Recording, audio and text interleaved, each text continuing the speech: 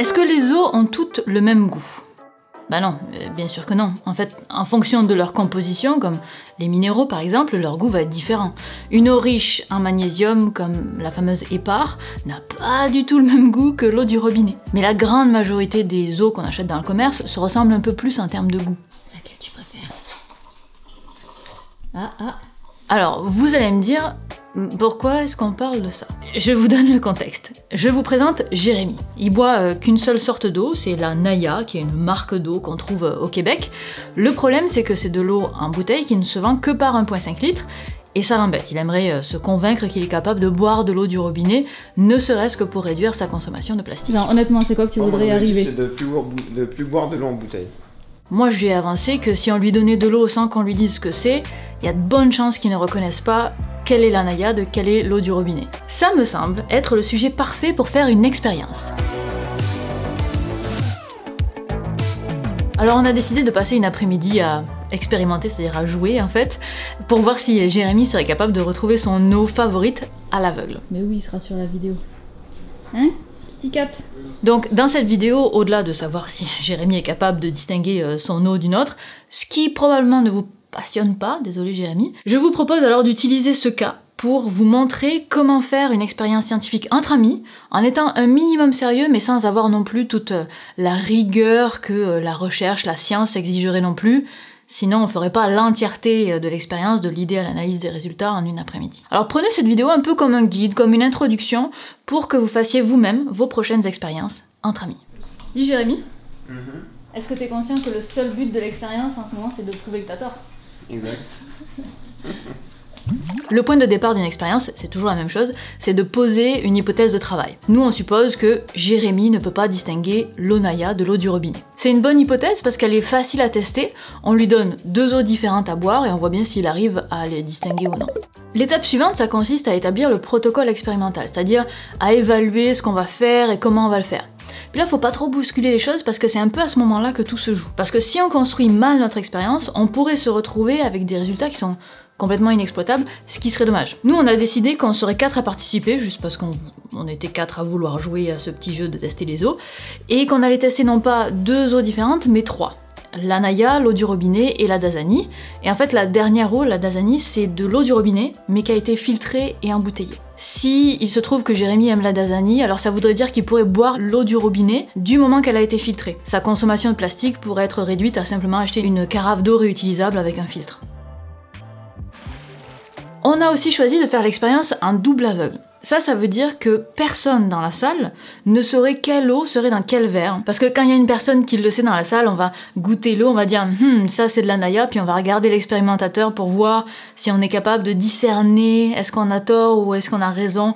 Alors pour rendre notre expérience aveugle à tout le monde, logistiquement il faut quand même agir un petit peu. On a rempli tous les verres avec les différentes eaux, on a écrit sur les verres ce qu'il y avait à l'intérieur, donc si c'était la Naya, la Dasani ou de l'eau du robinet, puis on a mis un autocollant qui faisait en sorte qu'on ne voyait pas quelle était l'eau à l'intérieur. On a ensuite mélangé complètement les verres, et ensuite on a numéroté tous les verres.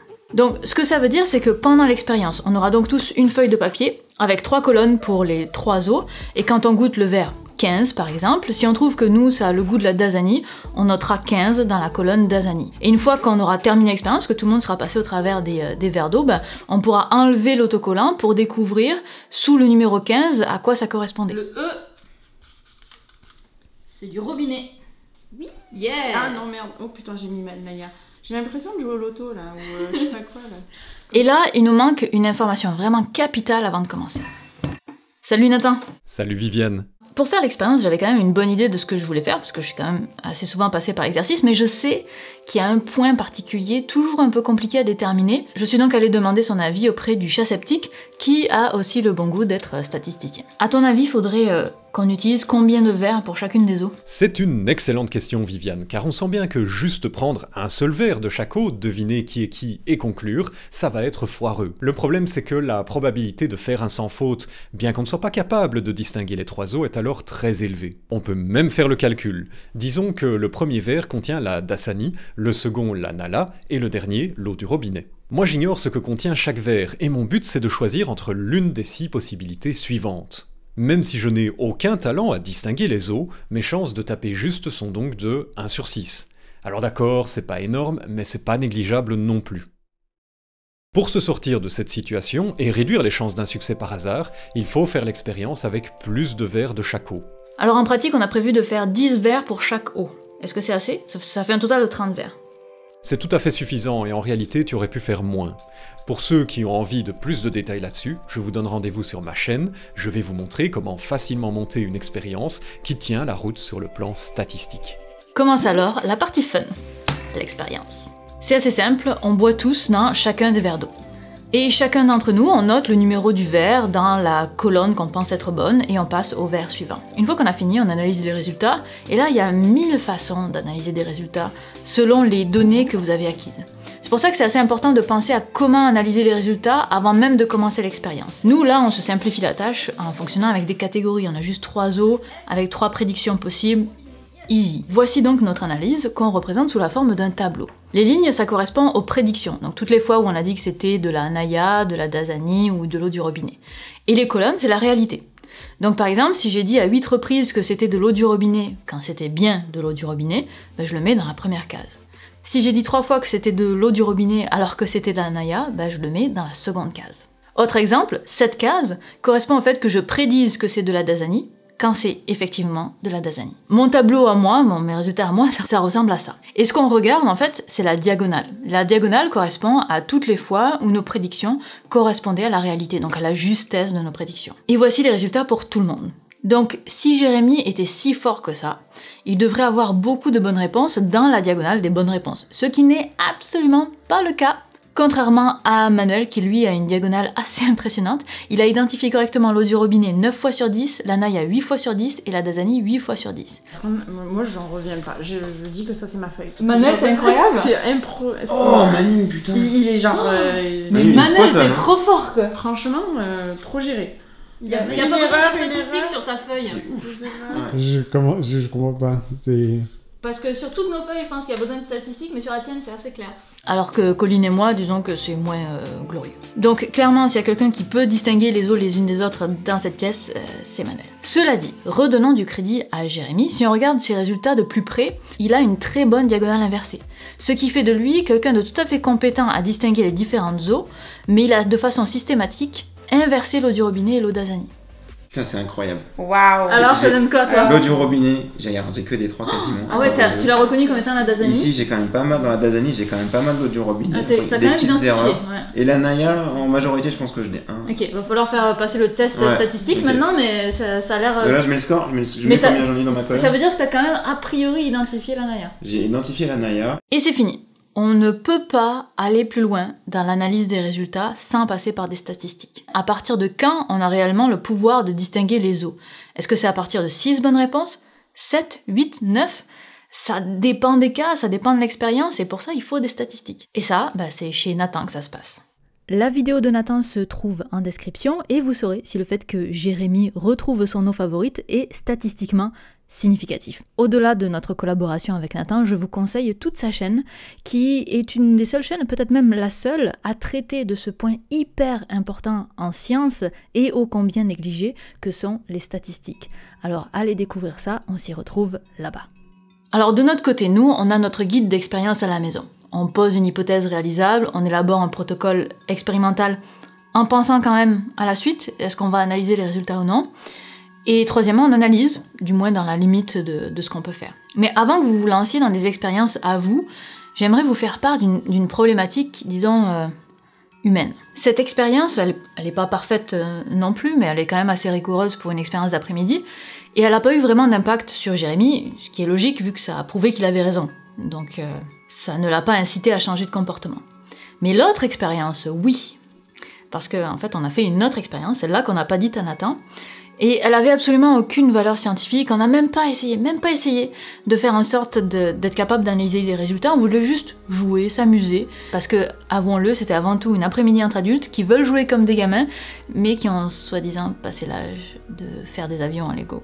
Et donc, notre expérience non scientifique, elle consistait à avoir 10 eaux différentes, et à dire si on les aimait ou pas. Moi j'ai répondu que j'aimais quasiment toutes les eaux, Manuel leur a mis des notes, Colline a tenté des prédictions. Vous voyez, hein, comme quand c'est pas prévu, quand c'est pas pensé, on peut rien analyser de ce genre de test.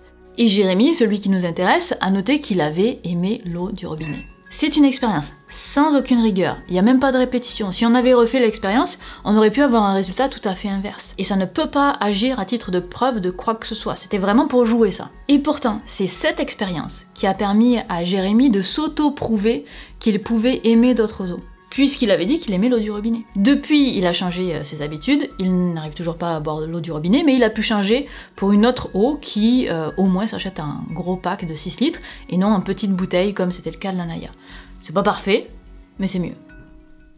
Tu vas faire des économies pour la planète. C'est bon, Hein pas- pour la planète. Pour la planète. Alors, pourquoi est-ce que je vous parle de ça? On est sorti du guide là. En fait, on a une expérience qui est plutôt rigoureuse, qui prouve que Jérémy reconnaît donc les différentes eaux, et une expérience pourrie, qui tient de l'anecdote, hein, franchement, mais qui montre qu'il pourrait aimer l'eau. Et c'est celle-là qui la convainc. Et on est tous comme ça. On est plus facilement convaincu par un événement anecdotique que par des statistiques qui sont un résultat froid et on leur accorde beaucoup moins d'importance.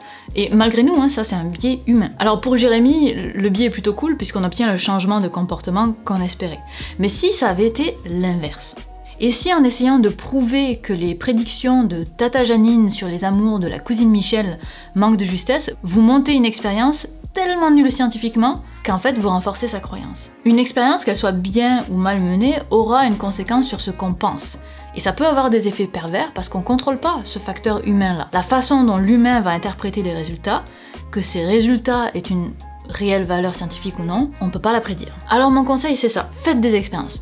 Parce que c'est rigolo, parce que ça nous amène à réfléchir sur nos biais expérimentaux, sur nos biais humains. Mais si vous voulez faire des expériences pour lesquelles les enjeux sont plus élevés, il faut que vous passiez par une phase de réflexion éthique et d'anticipation des résultats avant de vous lancer. Pensez à l'issue de l'expérience avant de commencer. Et je crois même qu'il y a des associations pour vous aider dans ces démarches-là. Une vraie expérience bien menée, c'est beaucoup de savoir et de savoir-faire, et forcément des statistiques. Et ce guide, clairement, ça vous suffira pas. C'est juste une introduction. Par contre, pour trouver lequel de vos amis arrive le mieux à deviner le pourcentage de cacao d'une tablette de chocolat, deviner le degré d'alcool de différents vins, le degré d'amertume des bières, ou autre type d'expérience, tiens, pour évaluer si une cuillère en argent dans le goulot d'une bouteille de champagne permet de garder les bulles. C'est une question qu'on m'a vraiment posée. Ou encore pour savoir s'il faut superposer des plats dans le micro-ondes ou les mettre côte à côte. J'avais fait une vidéo là-dessus. Ou que sais-je, vous pouvez inventer plein d'expériences. Pour ce genre de choses, allez-y, il n'y a pas vraiment d'enjeu. Amusez-vous, hypothèse, protocole en pensant aux résultats et analyse des résultats partiels. C'est fun. Sur ce, moi je serais assez curieuse de savoir les expériences que vous avez déjà faites ou que vous comptez faire. Dites-le nous en commentaire et j'espère qu'on vous aura donné envie d'en savoir plus, éventuellement de vous abonner ici sur Syllabus ou chez Chat Sceptique. Nous on se revoit bientôt. Écoutez, à la prochaine. Bye. Alors, laquelle tu préfères, Kiki?